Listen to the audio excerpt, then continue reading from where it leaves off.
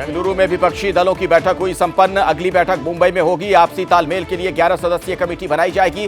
विपक्षी गठबंधन का सचिवालय से दिल्ली से काम करेगा। विपक्षी नेताओं ने बेंगलुरु में गठबंधन का नाम इंडिया रखा। इंडिया का full form Indian national development inclusive alliance.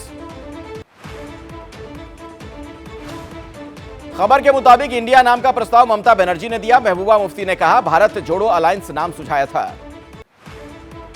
विपक्षी गठबंधन इंडिया के ऐलान पर बीजेपी के सांसद सुशील मोदी का तंज। ट्वीट कर लिखा, अब इंडिया का मुकाबला एनडीए का भारत करेगा। आप सांसद संजय सिंह का सुशील मोदी के ट्विटर पर पलटवार। लिखा, हम इंडिया के लिए काम करेंगे और वो अदानी के लिए काम करेंगे। बैठक के बाद कांग्रेस के अध्यक्ष मल्लिकार्जुन खड़गे ने कहा, हमारा मकसद है देश को बचाना। 2024 में साथ लड़ेंगे, कामयाब होंगे। विपक्षी दलों के मंच से मल्लिकार्जुन खड़गे ने बीजेपी पर बोला हमला। कहा, बीजेपी लोकतंत्र और संविधान को बर्बाद करना चाहती है।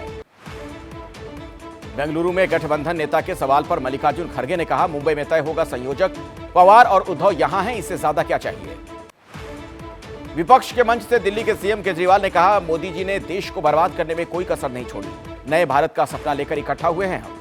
विपक्षी दलों की मीटिंग में केजरीवाल ने सीट शेयरिंग जल्द शुरू करने की मांग की। कहा, नहीं तो देर हो जाएगी।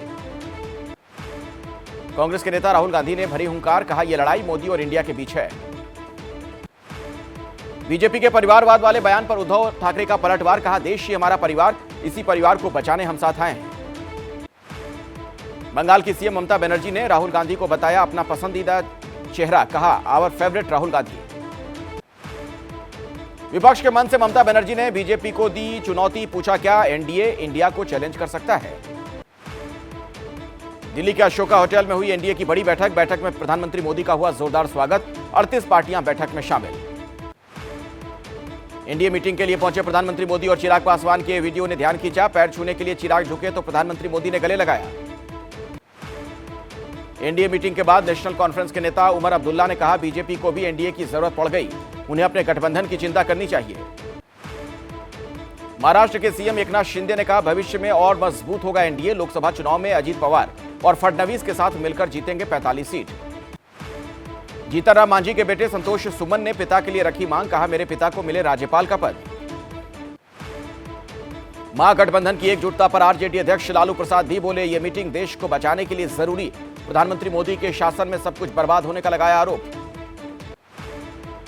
विपक्ष की बैठक पर बोले केंद्रीय मंत्री पशुपति कुमार पारस, विपक्ष एकजुट नहीं हो सकता। पटना की बैठक में शामिल दलों में से 3 पार्टियों ने एनडीए को किया ज्वाइन।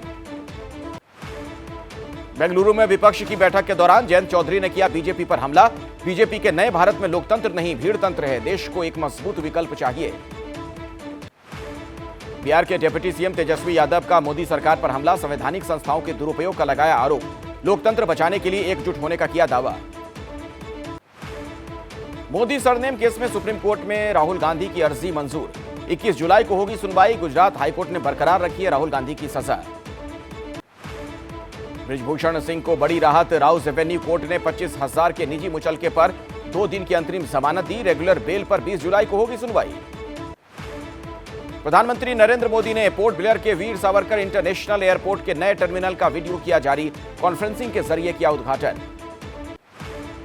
केरल के पूर्व मुख्यमंत्री और कांग्रेस के नेता ओमान चांडी का बेंगलुरु में निधन। प्रधानमंत्री मोदी ने ट्वीट कर जताया शोक।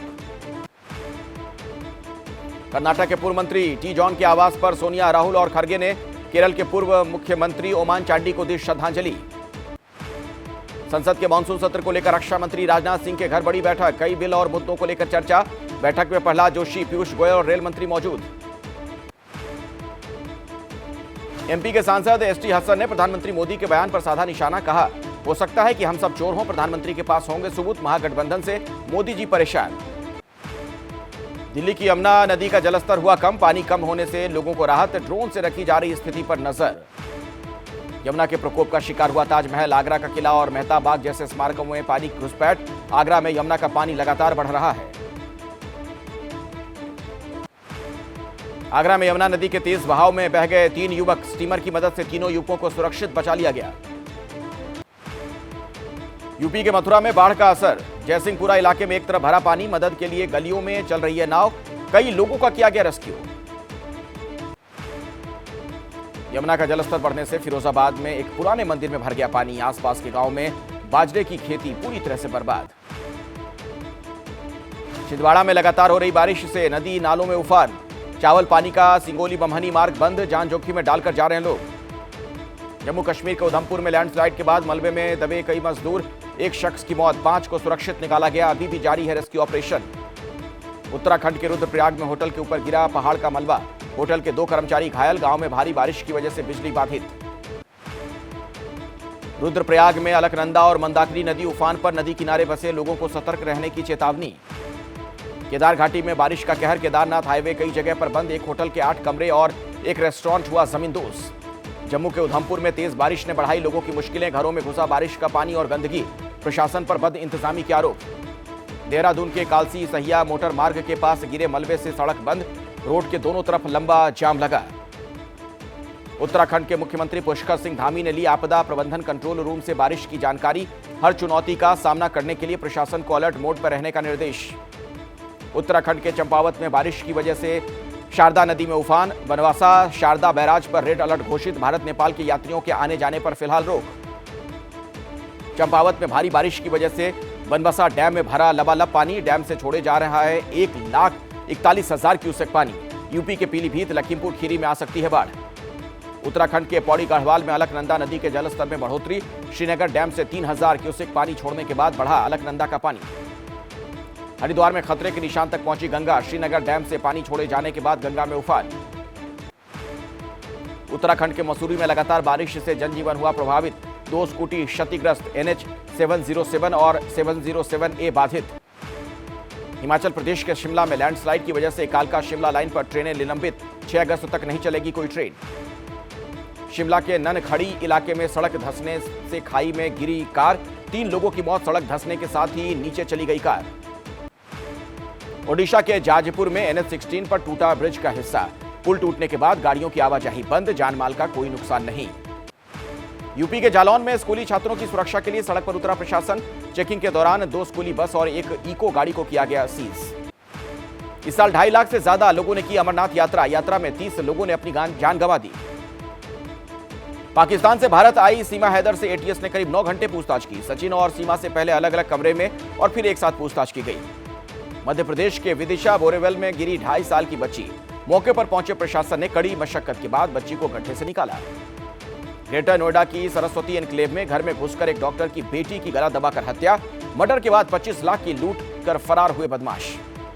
ग्रेटर नोएडा में यमुना एक्सप्रेस वे पर भारतीय किसान यूनियन के कार्यकर्ताओं ने मुआवजे की मांग को लेकर किया प्रदर्शन। किसान आंदोलन के दौरान धमकी मामले में राकेश टिकैत ने दर्ज कराया बयान। टिकैत ने कहा, बहके हुए बच्चों ने दी थी धमकी, उन्हें माफ कर केस लिया वापस। रायपुर में SC/ST वर्ग के नौजवानों ने किया अर्धनग्न प्रदर्शन, दूसरे वर्ग के युवकों पर फर्जी जाति प्रमाण पत्र पर नौकरी पाने का आरोप। रायपुर में SC/ST के युवाओं के प्रदर्शन पर पूर्व मुख्यमंत्री रमन सिंह ने कांग्रेस सरकार को घेरा, गलत नियुक्तियों पर ध्यान नहीं देने का भी आरोप लगाया। दिल्ली के जाफराबाद इलाके में 25 साल के सलमान की चाकुओं से गोद कर हत्या, मृतक की प्रेमिका के पिता और भाई पर हमले का आरोप। बिहार के हाजीपुर में देवर के साथ शॉपिंग करने गई महिला का शव सड़क किनारे मिला, मामले की जांच में जुटी पुलिस।